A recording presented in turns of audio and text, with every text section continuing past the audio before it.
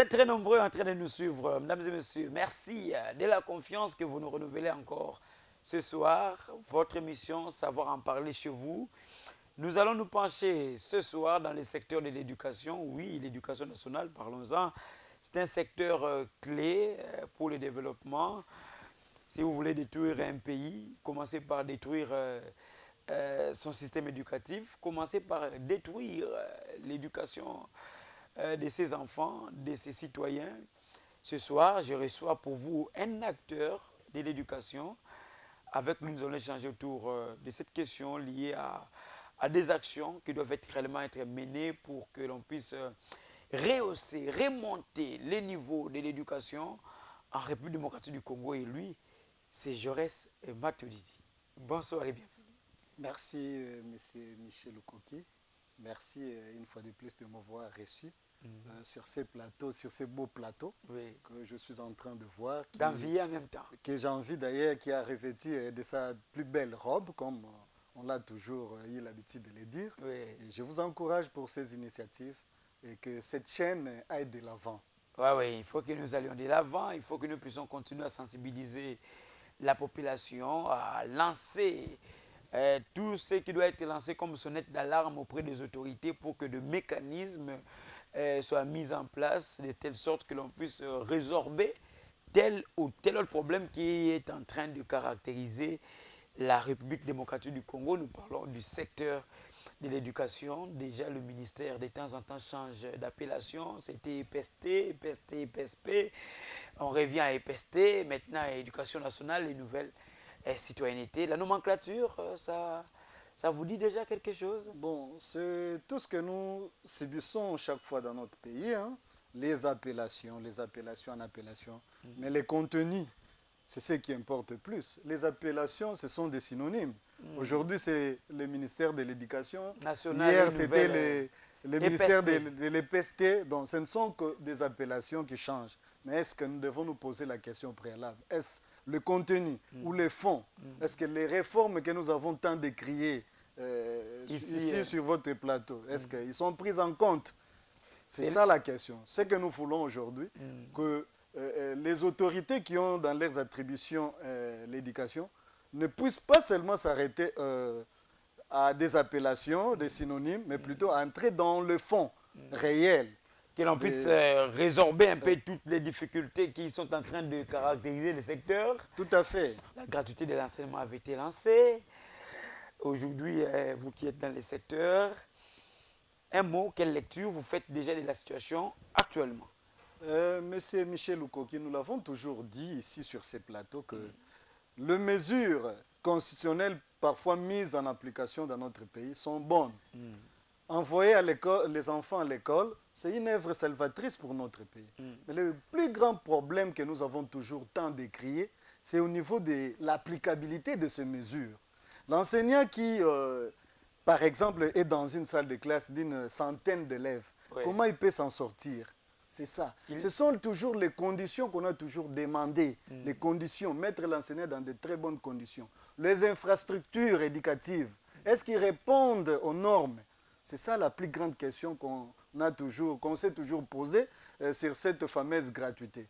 Sinon, en soi, la mesure n'est pas mauvaise. Elle est bonne parce qu'elle est constitutionnelle. C'est tout ce que nous voulons. Mais les mesures d'accompagnement sont mises en exergue, malheureusement. Alors j'ai sourié parce que c'est la première fois que je vois Jaurès Matuidi commencer par parler des enfants. Hein, parce que souvent, les enseignants ou les acteurs de l'éducation, lorsque vous parlez, vous les recevez, ils mettent trop d'accent sur l'argent. Non, écoutez, il faut qu'on améliore d'abord les conditions de vie des enseignants. J'étais très flatté de voir que vous êtes allé d'abord dans les conditions d'apprentissage des enfants qui doivent être d'abord considérées pour essayer de résoudre le problème. Donc là, vous estimez déjà que le problème, c'est au niveau des infrastructures qui doivent recevoir ces élèves qui n'ont pas été adaptés justement à cette décision qui a été prise. Exactement, cher Michel, comme vous venez de le dire, les conditions doivent être réunies. Et à ces conditions, il faut associer l'enseignant. Si j'ai commencé par les enfants, parce que c'est ce que nous voyons sur le terrain, le premier à subir sur ces effets de la gratuité, ce sont les enfants qui en pâtissent. Ils sont dans quelles conditions? C'est ce que nous avons toujours déploré. Mais aussi l'enseignant, l'acteur majeur même qui donne la formation à l'enfant, doit être mis dans les bonnes conditions. S'il n'est pas mis dans de bonnes conditions, il ne saura pas donner le meilleur de lui-même. C'est pourquoi nous avons toujours interpellé sur ces plateaux que ces autorités qui ont dans leurs attributions la charge éducative puissent mettre ces enseignants qui se battent jour et nuit, qui ont cette volonté de pouvoir encadrer ces enfants dans les bonnes conditions, qui répondent à ces critères ou à ces mesures bien évidemment constitutionnelles. Ah oui, vous avez pris l'aspect lié aux infrastructures, vous revenez aux enseignants. Parlons des réformes maintenant. Chaque fois, j'aime bien le dire, hein, on était petits, cette phrase résonnait toujours dans nos oreilles. L'éducation en République démocratique du Congo, le niveau de l'éducation est au rabais. Ça revenait, ça revenait. On a grandi, c'est la même phrase qui se répète. Et parfois, ceux qui prononcent la phrase sont ceux qui, à une période, ont eu dans leurs attributions ces secteurs-là, la responsabilité de gérer les secteurs de l'éducation. Et beaucoup de réformes même ont été initiées. Aujourd'hui, vous êtes dans les secteurs, vous êtes même un acteur majeur. Qu'est-ce que l'on peut retenir de toutes les réformes qui ont été mises en place jusque-là? Monsieur Michel, c'est comme je viens de le dire dans l'entame tout à l'heure, là, que les mesures sont nombreuses qui sont mises en application. Mais le problème se pose au niveau de l'accompagnement de ces mesures. Il n'y a pas si longtemps, je crois, au mois de juillet, il y a une mesure, il y a une circulaire qui est passée sur la télévision donnant accès aux filles enceintes, donnant plutôt l'accès, oui, aux filles enceintes d'être à l'école. Il y a une autre mesure ainsi qui a été prise il n'y a pas si longtemps, qui pourra, je crois, dans les jours à venir, interdire les diplômés de pédagogie de ne plus entrer dans des classes où ils interviennent. Semble-t-il que le niveau qu'ils ont ne permette pas. Maintenant, le problème va se poser à quel niveau? Avec ces tant de diplômés que nous avons. Expérimenter ça, il faut le souligner. Comment ils vont faire pour pouvoir les récupérer? Parce qu'on a entendu parler qu'il y aura des formations de 3 ans. Je me demande comment ils vont les faire. En fait, les mesures qu'ils prennent sont bonnes.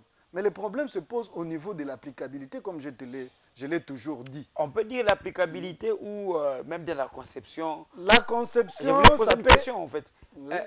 C'est au niveau de la conception, la manière dont on a conçu même cette réforme ou le projet que l'on veut mettre en application, ou c'est le problème c'est au niveau de l'application, de l'applicabilité. Le plus grand problème se pose au niveau de l'applicabilité. C'est-à-dire, la forme peut être bonne, mais le fond, le contenu de ces mesures qu'ils nous donnent, parce que ça a un impact sur la population, c'est-à-dire et sur ces enfants qui vont à l'école, et sur ceux qui vont subir cette mesure. Vous comprenez? Donc, quand on prend une mesure, moi j'ai toujours dit en cette matière qu'il faut toujours chercher à associer les techniciens de la pédagogie. C'est à eux qui subissent, qui sont en contact permanent avec les enfants, qui peuvent faire des propositions au ministère, par exemple. Malheureusement, tout a été politisé dans notre pays. Souvent, dans de pareils forums, on n'associe même pas les enseignants, alors que dans notre ministère, nous avons un service technique. L'inspection générale. Oui.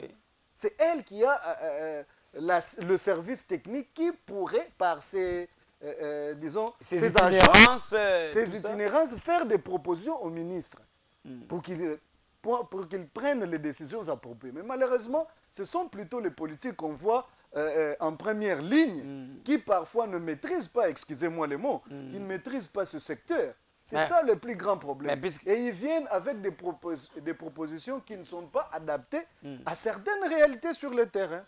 C'est là où les bas blessent, cher Michel. Ça veut dire que, Donc, à leur niveau, ils se font des propositions sans faire une étude au préalable. mais nous les voyons. Bon, ils peuvent mener les études. Je ne dis pas qu'ils ne font pas des études. Parce que quand vous dites déjà Mais que ils qui ne tiennent pas de la réalité, ça veut dire qu'on n'a pas pu mener des études. Parce que si on mène des études, en amont, on peut se faire une idée générale de la situation et on peut savoir quelles sont les propositions qu'il faut faire pour résoudre les problèmes. Moi, je pense qu'ils doivent d'abord associer les techniciens, c'est-à-dire que les hommes habilités à pouvoir faire des propositions concrètes.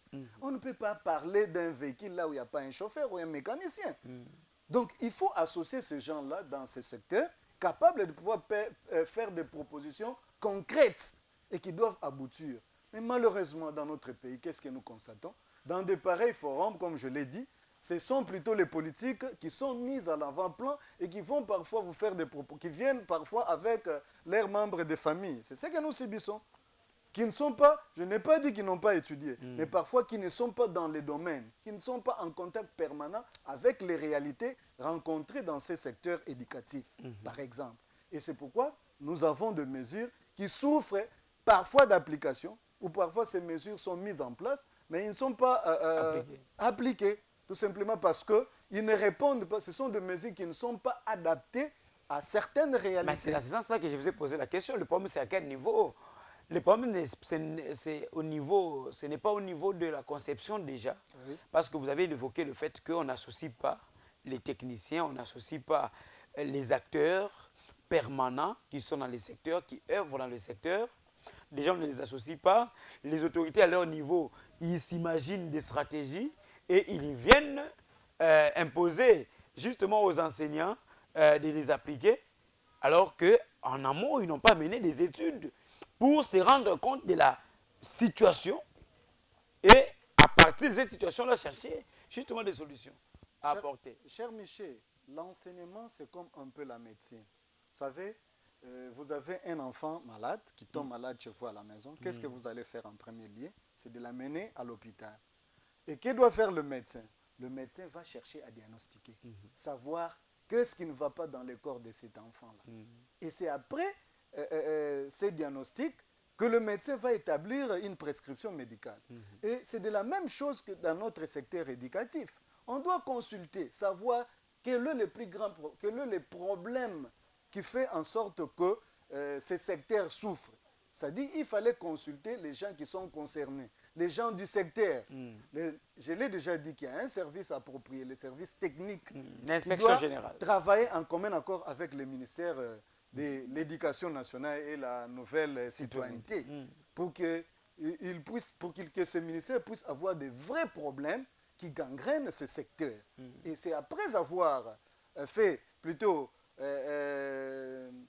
diagnostiquer, trouver des problèmes qu'on pourra proposer des mesures ou des solutions. Mais on a vu par-ci, par-là des états généraux je ne sais pas, de la justice. Malheureusement, dans est-ce qu'on peut espérer aussi à des états généraux dans le secteur de l'enseignement? C'est ce que nous avons souhaité, M. Michel, sur votre plateau ici. Nous ne cessons d'en parler. Nous avons dit toujours qu'il faut que nous ayons aussi les états généraux de l'enseignement.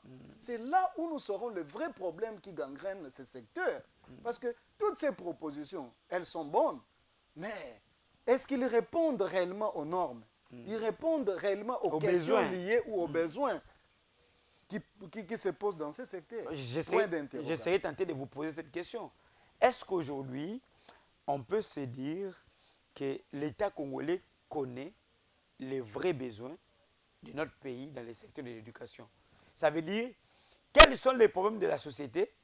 Et pour ces problèmes de la société, quel est ce type d'homme dont le pays a besoin?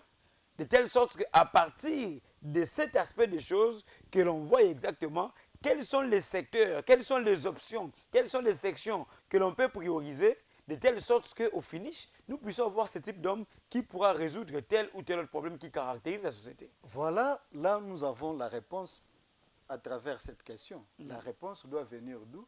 Des états généraux de l'enseignement. Parce que c'est là où nous allons poser tous ces problèmes et proposer des solutions, des pistes et des solutions. Vous l'avez dit, vous et moi, nous ne sommes pas ignorants que le système éducatif congolais a été taillé sur mesure sur le système français ou le système belge. Tout ce que nous avons hériter de ces gens-là? Est-ce qu'ils répondent, ça répond aux besoins actuels de la population?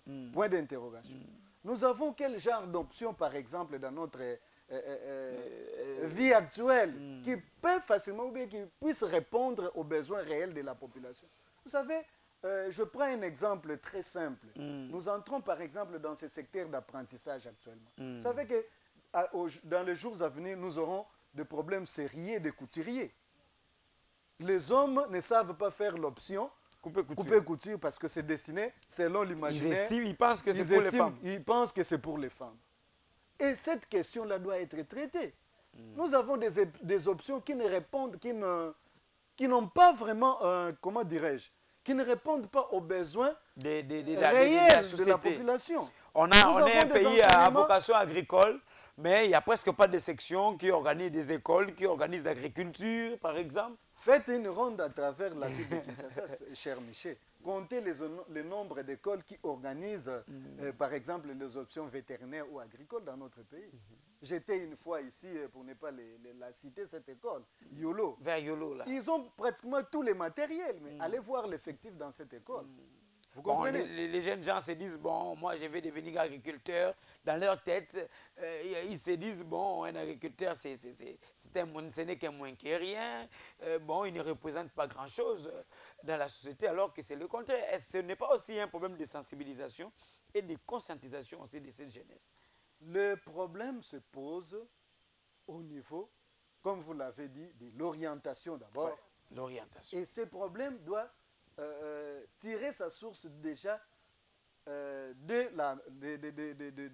disons, des responsables de ces enfants, les parents d'abord, qui doivent, comme je l'ai toujours dit, les parents aussi sont parmi les facteurs nécessaires qui facilement peuvent orienter les enfants. Et de deux, notre système que nous avons instauré en place ne permet pas à ces enfants qu'ils puissent se retrouver dans ce secteur, malheureusement, qui doit répondre aux besoins urgents de la population. Nous importons même la main-d'œuvre. Qu'est-ce que nous ne voyons pas? Aujourd'hui, nous avons Kinshasa actuellement, c'est un chantier. Oui. Mais qui travaille là-bas? Ce sont des expatriés. Est-ce que nous avons des écoles? Un manque à gagner aussi. Un manque à gagner pour les pays, malheureusement. Alors, c'est dans ces forums-là que nous pouvons proposer toutes ces solutions en tenant compte des techniciens qui maîtrisent bien ce secteur, qui pourront faire des propositions et peut-être trouver des solutions face à ces problèmes. Sinon, nous allons toujours... Ça sera un cycle infernal. Quel genre d'hommes que nous formons actuellement? Nous n'avons que des généralistes dans notre pays. Vous comprenez? La profession, au vrai sens du mot, n'est pas prise en compte. Aujourd'hui, nous avons des licenciés qui finissent en droit. Je ne dis pas que le pays n'a pas besoin de cela. Mais ils sont au nombre de combien? Est-ce que c'est le besoin primordial pour notre pays? Entre parenthèses, point d'interrogation. Donc, nous devons chercher, les gouvernements ou les autorités qui évoluent dans ce secteur doivent plutôt nécessairement convoquer d'abord ces états généraux. C'est très urgent. Et entendre les désidérateurs de ceux-là qui sont dans ce secteur, qui, peut-être par leur façon de travailler, pourront faire des propositions exactes et pallier à cette situation qui ne répond pas actuellement aux besoins sur le marché, par exemple. On a vu quand même des contrôles qui se font par-ci, par-là. On veut savoir qui est enseignant, qui ne l'est pas. Est-ce que ce n'est pas un début de solution? Parce que on va arriver dans une école, par exemple, où le prof de géographie, c'est toujours lui le prof de français, c'est toujours lui le professeur d'histoire, c'est encore lui le prof, je ne sais pas, de notre cours, mais finalement, quelle est sa spécialité et qu'est-ce qu'on peut réellement attendre d'un tel monsieur dans telle ou telle autre branche? C'est un problème, vous le savez, c'est ce qui s'est vu aussi à Kinshasa. C'est ce que je suis en train, d'ailleurs vous pointez Kinshasa. Si déjà Kinshasa connaît ce problème, que dirons-nous de l'intérieur du pays? Alors, le problème, cher Michel, doit être posé en amont. C'est-à-dire faire des propositions exactes dans ce secteur pour que demain nous ne connaissons pas ce que nous subissons aujourd'hui. Former, c'est bien bon. Mais déjà, vous savez que dans ce secteur, il y a des hommes sérieux. les contrôles que vous venez d'évoquer, c'est bien bon. Dans notre secteur, les gens, ils mettent quand même du sérieux. C'est-à-dire, les enseignants qui sont là, malgré leur maigre salaire, ils donnent quand même le meilleur. Le plus important, c'est de le mettre plutôt dans de très bonnes conditions. Assurer des formations appropriées. La ministre nous a promis qu'il y aura des réformes et qu'il y aura des formations. Actuellement, d'ailleurs, je l'ai suivi une fois, il a proposé qu'à l'école primaire, il n'y aura plus de D6. Ça ne doit plus être des D6 qui les doivent D6, ce sont des licenciés qui doivent intervenir. Mais actuellement, est-ce que nous avons plus besoin de diplômes? C'est les diplômes ou c'est la compétence? C'est la question majeure que nous devons. Actuellement, nous parlons des enseignements par compétence.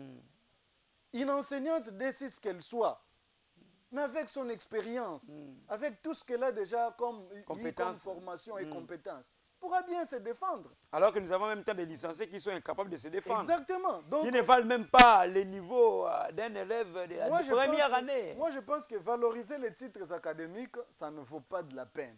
Ce qui importe plus, c'est l'expérience.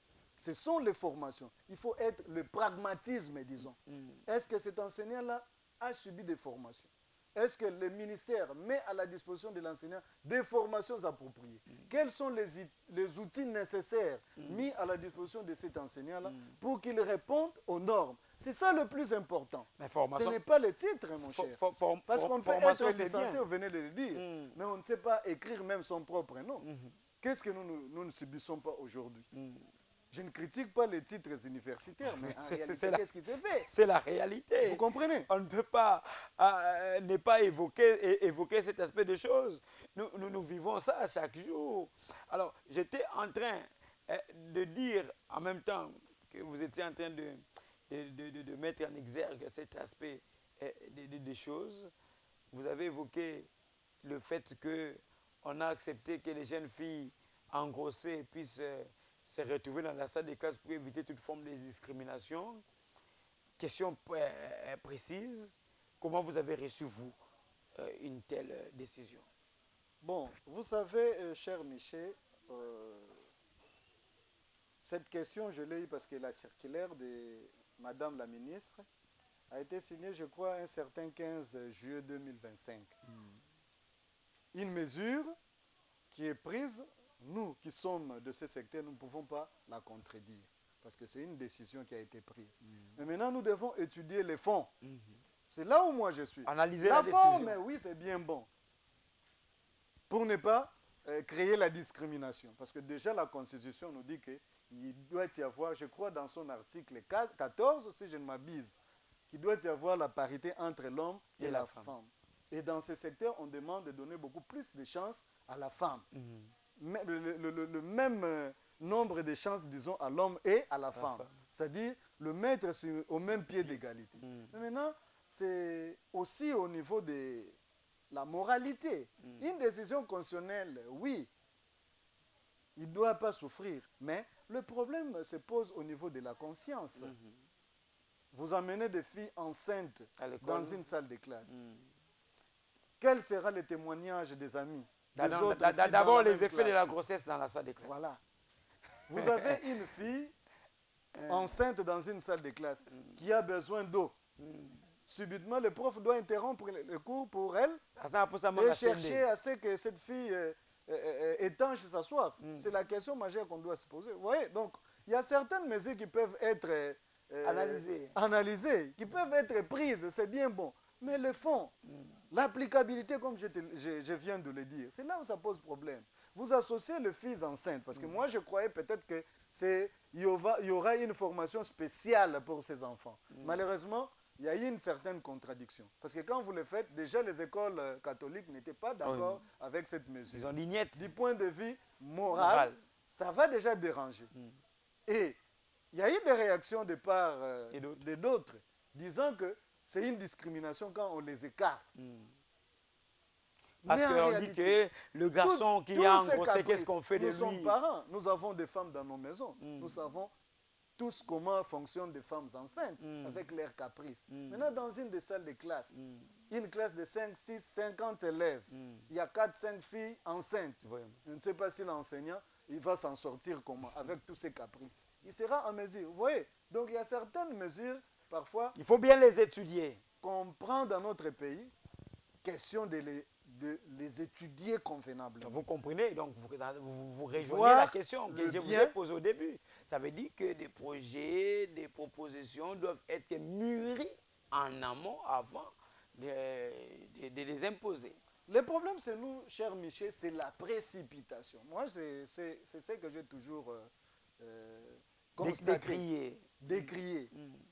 La précipitation dans la prise de certaines mesures. Est-ce d'abord, c'est une priorité?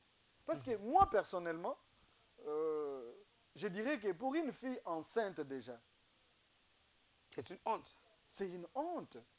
Passez-moi l'expression. Cet enfant-là ne doit pas être écarté 9 mois. L'école, c'est 10 mois normalement. Mais quand cet enfant-là est épargné pour 9 mois seulement, il suffit qu'il prenne soin de sa grossesse. Parce qu'il y a aussi des étapes qui interviennent. Il doit suivre ce qu'on appelle la consultation prénatale, qui est obligatoire pour cette fille enceinte. Alors, avec tous ces caprices, je me demande comment l'enfant va s'en sortir. Est-ce qu'il sera en mesure de pouvoir préparer ses leçons convenablement? Nous savons tous bien ces effets de la grossesse, parce que nous sommes parents, nous avons des femmes dans nos maisons. Nous savons comment ça se passe. On vous réveille, laissez-moi vous faire rire, on vous réveille à 1h, aller chercher une mangue, par exemple. Est-ce que vous allez vous en sortir? Maintenant, dans la salle de classe, qu'est-ce qui va se passer? Qui est-ce qu'on va envoyer? Qui est-ce qu'on va envoyer? C'est le chef de classe, c'est le capita ou c'est la sentinelle qu'on doit envoyer? J'ai besoin d'une mangue pimentée. Voilà. Comment on va s'en sortir? Donc, moi, j'appelle ça de la va-vite. Ces mesures, comme vous l'avez dit, doivent être d'abord mûries avant d'être mises sur la place publique ou bien avant d'être exécutées. Elles sont bonnes parce que ça lutte contre la discrimination. Mais dans quelles conditions, dans quel contenu allons-nous mettre ces enfants? Tout d'abord, il se pose un problème d'infrastructure dans notre pays. Avec cette chaleur que nous subissons ici à Kinshasa, une chaleur infernale. Vous mettez une fille enceinte dans une classe qui n'est pas spacieuse. Comment ils vont s'en sortir? Est-ce que vous avez 2, 3 filles dans une même classe? Comment le monsieur ou le professeur ou l'enseignant qui est dans cette salle-là va s'en sortir? Et en même temps, quelle est l'image que ça donne à ces autres filles? N'est-ce pas qu'ils sont tout autour? Elle a été en grossesse, elle est à l'école. Moi aussi, bon, je peux aussi faire... je peux emboîter les pas, on ne me fera rien, je vais continuer à étudier. Parce qu'on pose la question ici, qu'est-ce qu'on fait du garçon qui a engrossé? La jeune fille ici, les garçons doivent continuer à étudier, donc la jeune fille aussi doit continuer à étudier. Alors, on revient à l'aspect formation, vous l'avez justement évoqué, vous êtes attardé longuement sur ça. Il faut vraiment qu'il y ait une formation, regardez toutes les réformes que l'on propose. Mais l'applicabilité, parlons-en. Mais toutes ces réformes déjà présentent des exigences. Notamment, il faut un cadre, une classe spacieuse, il faut une disposition des tables ou des bancs dans la salle de classe pour que l'on puisse appliquer.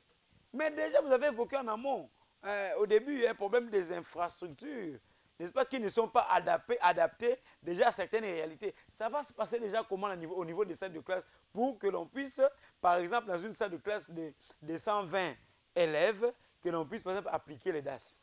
Vous avez parlé des DAS ici. Cher Michel, on va appliquer ça comment? Je viens de poser déjà les jalons tout au début là, en disant que notre pays souffre de beaucoup de choses. Les mesures sont prises, mais les problèmes se posent au niveau de l'accompagnement de ces mesures. Et c'est comme ça que j'ai toujours mis en doute ces mesures, parce que je me pose des questions. Est-ce que ces mesures sont étudiées au préalable avant qu'elles soient mises en application? C'est ça le problème. Les conditions ne répondent pas. Mais il faut tout d'abord commencer par ces conditions-là. Mettre l'enseignant dans de bonnes conditions. Oui, aujourd'hui nous encourageons cette mesure prise par les chefs de l'État, construisant de nouvelles écoles. Comment encore on appelle ça? PDL 145 territoires. Nous avons des écoles qui naissent comme des champignons. Mais est-ce que ces écoles-là répondent normalement aux besoins par rapport au nombre d'abord? Vous allez chez moi, par exemple, à Madimba, on construit une seule école, un seul bâtiment qui a 4, par exemple, classes. Est-ce que ça répond aux besoins de cet environnement-là par rapport au nombre de la population? C'est là où je suis en train de dire que les conditions, les mesures prises doivent être étudiées au préalable en associant les techniciens qui évoluent dans ces secteurs. C'est là où les pays, plutôt les problèmes se posent. Donc il doit y avoir des études de faisabilité bien étudiées, passez-moi l'expression, au préalable, pour que ça ne soit pas une mesure... Comme si on était en train de tâtonner, là. Une mesure de tâtonnement. Vous comprenez? Moi, je toujours demandé à ce que l'on puisse toujours associer, comme je l'ai dit, le technicien. Moi, par exemple, je suis dans le secteur, je saurais poser les problèmes. Je sais qu'est-ce qui va et qu'est-ce qui ne va pas. Qu'est-ce qu'il faut pour améliorer ce secteur. Mais malheureusement, nous ne sommes pas entendus. Je l'ai dit déjà, dans notre pays, nous avons un problème. On privilégie les politiques par rapport aux techniciens. Et c'est comme ça que les choses ne vont pas comme il se doit. On n'associe pas les techniciens, ce sont les cousins, ce sont les membres de leur famille, ce sont les sous-mamans, ce sont les cousins qui sont dans ce secteur et qui représentent les vrais techniciens qui devaient être en premier lieu. J'étais en train de mener une enquête, j'ai posé une question à un enseignant qui venait justement de prendre part au jury pratique des examens d'État. Il me dira, ou il va me laisser entendre, qu'il a travaillé avec un monsieur qui n'était pas du domaine. Lui, il était, je crois, du domaine de latin. Mais à ses côtés, il avait quelqu'un qui ne connaissait rien de latin, mais à qui on a donné une commission pour aller et poser des questions aux élèves concernant le latin. Mais c'est ce que je viens de dire tout à l'heure. C'est ça le problème. Qui doivent travailler dans ce secteur? N'est-ce pas les enseignants? Mais qu'est-ce que nous voyons aujourd'hui lors de ces pratiques professionnelles? Ce sont des cousins, ce sont des cousines, parfois qui ont du mal même à écrire leur nom. Et qu'est-ce qu'ils peuvent faire, ces cousins-là, face aux élèves qui ne maîtrisent même pas le domaine?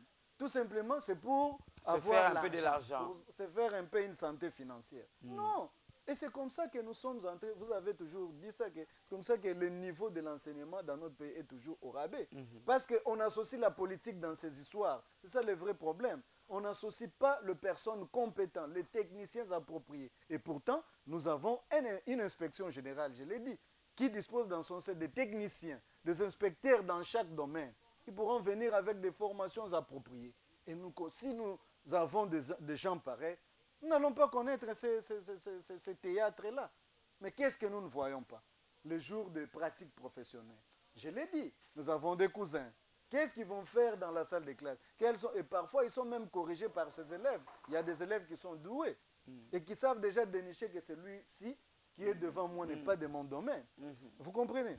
Les épreuves, par exemple, de pratiques professionnelles, en comptabilité, par exemple, on vous apporte un ingénieur en électricité qui n'a aucune notion de comptabilité. Mais il est là. Comment il va s'en Tout sortir? simplement pour se faire une santé financière, pour avoir le petit sou qui se Santé financière en lieu et auprès place de privilégier la méritocratie, la compétence, on vient... C'est le clientélisme qui continue. Le clientélisme, c'est ce qui tue le pays.